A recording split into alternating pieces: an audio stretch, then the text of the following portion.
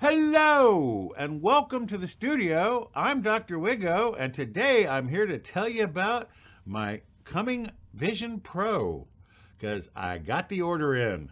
If that's all you cared about, it was in the thumbnail. First, I'm just going to tell you briefly why I ordered one, but if you watch that video that I'll link up here, I go into great detail why I was going to order one, and nothing changed between then and now, but I'll run through a few things. Then if you skip on ahead, the next chapter will be the order process itself, which for me went fairly smoothly. For some other people, not so much, but I got my order in, so what do I care?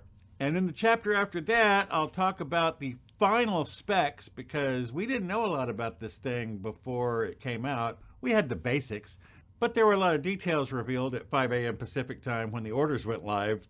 And I wasn't going to spend time going through the stuff before I did the order, so I ordered it blind. But you knew I was gonna. Again, watch that video. And then the chapter after that, I'll talk about some other things about what apps are going to be available and what apps aren't going to be available. And there's some interesting stuff there. So why did I buy one? Well, again, that video explains it all. But basically, I bought it for 3D. I bought it to be a content consumption device. I intend to just plop it on my head and watch a lot of 3D movies. And I mean a lot. I love 3D. Really, really love it. Now, I'm sure I'm going to discover other things to do with it. I'll be trying everything because it's a new toy and you want to try everything. So I'll try all the apps and I'll do the spatial computing and all that stuff. But again, for me, this is primarily a content consumption device, which is why I'm so happy. And when we get to the end, when I tell you about the apps that are available, we'll talk about the 3D available, and there's lots. So let's talk about the order process. So I woke up early in the morning, and no, I did not film myself doing it like some other people did because it was 7 o'clock in the morning and I'd only been awake for like 20 minutes, and I didn't want y'all to know what I looked like that early in the morning. Although it occurs to me you're going to see because I'm going to show you. I recorded on my iPad the process, so you're going to see what I looked like because I had to scan my face, and I'm not pretty in the morning. Well, I'm not pretty all the time, but I'm especially less pretty in the morning. To start at the beginning, I got up, had my iPad on my lap, sat there waiting the time to count down. It hit 7 o'clock on the dot, and I refreshed, and boom, I was in. It's not like ordering an iPhone when there's like millions and millions of people trying to order. This was thousands and thousands of people trying to order. So Apple servers could handle the load, so that was not a problem. So the first thing you do is you go in and you scan your face, and hopefully this is like next to me on the screen. So you scan your face a couple of times so they can calculate what the light seal needs to be. Then they ask you about your eyesight. And so do you wear glasses? Do you wear contacts? Did you have LASIK and have monovision? And if you answer no to all those, it just skips along.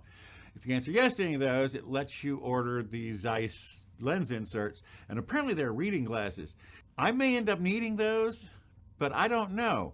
Back when I tried Google Glass, yes, I tried Google Glass. I loved it too. Your eyes are focusing distant, it's projecting it so that your eyes are seeing it at a distance. So it's not like you need reading glasses because it's not up close. Now I'm hoping this is this, and the PSVR 2, same thing, except the chromatic aberration problem, but that had nothing to do with this. That was the Fresnel lenses. I did watch Jerry Schultz. I'll link his video down below for other reasons that I'll talk about in a minute. But he needed the lens insert, so he ordered them. But he didn't go for the engraving. And he even said, I think in the video, why would I want the engraving? Well, A, it's free. But B, if you're going to have multiple lenses, like if you're ever going to share the thing with anyone else who needs lens inserts, if you don't have them etched, how are you going to know which is which? If you haven't ordered one yet and you need glasses, get the free engraving. So if anyone else ever wants to borrow it or use it, you'll know whose lenses are whose. And then you go through, and the first surprise, well, it wasn't a surprise because we kind of, as soon as Apple said starting at $34.99, everyone started speculating there were going to be storage upgrades, and yes, they were.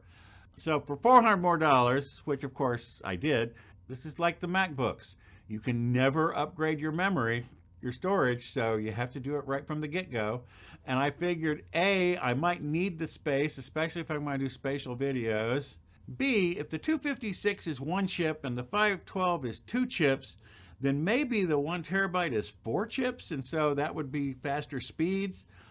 I don't know, I figured It was only another $200 at that point because I knew I had to go at least to 512.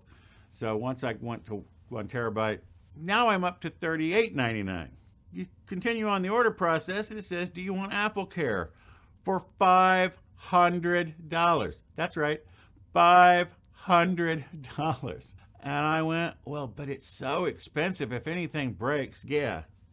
So I signed up for Apple Care for the $500 for 2 years. And I discovered later that you don't see right away is that $500 is for the right to get your thing repaired for $300 instead of $700 if you need a new screen, or $2,400 if you need anything more complicated than that. But no matter what you do, when you cash in your Apple Care, is a $300 fee.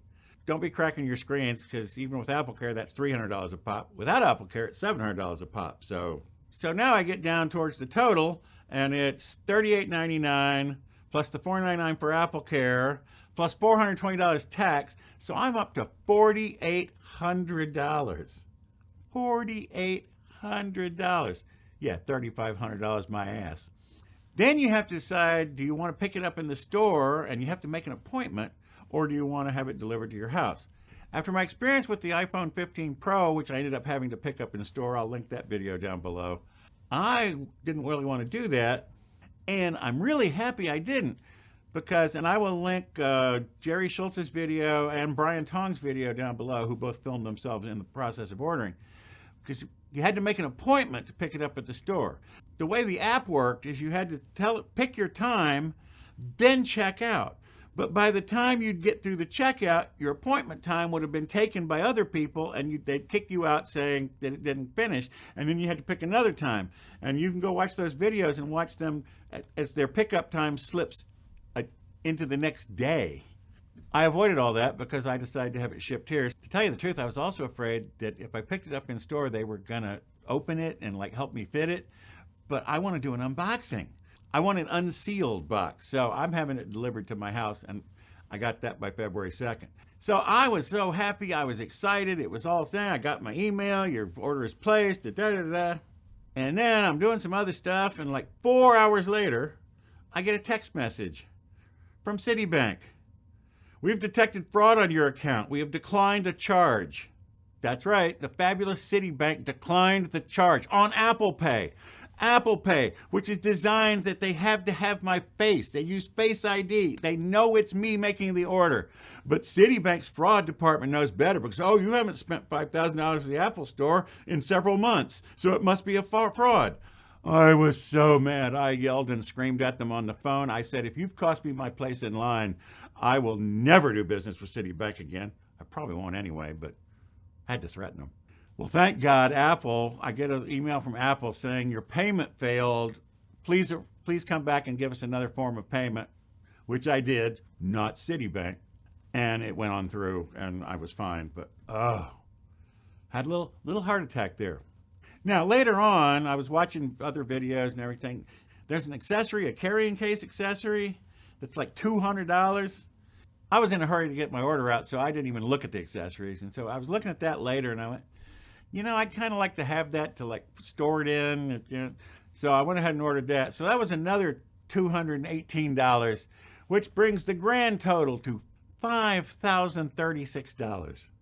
So the $34.99 Vision Pro, I'm paying $5,000 for. So that was the ordering process. Went fairly smooth for me. If you want to see people it didn't go quite as smoothly for, watch Brian and Jerry's videos linked down below. Let's talk about the final specs. We knew most of this, but in the final specs, and you can go, I'll be putting them on the screen off of Apple's website. The one thing to notice under display that we didn't, I don't think we knew this before. It only does 92% of the P3 color space, whereas most things are like much higher, like over 95%. And so if you're really into color accuracy, this could be an issue. I don't think it will. It won't be for me. I'm going to be watching movies. Also, if you look here on the video mirroring, it says you can mirror at 720p. And thank goodness, because this is one of the things I'm worried about is like, how am I going to, in my videos, y'all can't see what I see. Well, with the video mirroring, I will be able to capture what I'm seeing, although not in 2D, not in 3D, at 720p. But that morning it said 1080p. So they downgraded it. I don't know. It was a mistake at the last minute. It went from 1080p down to 720p.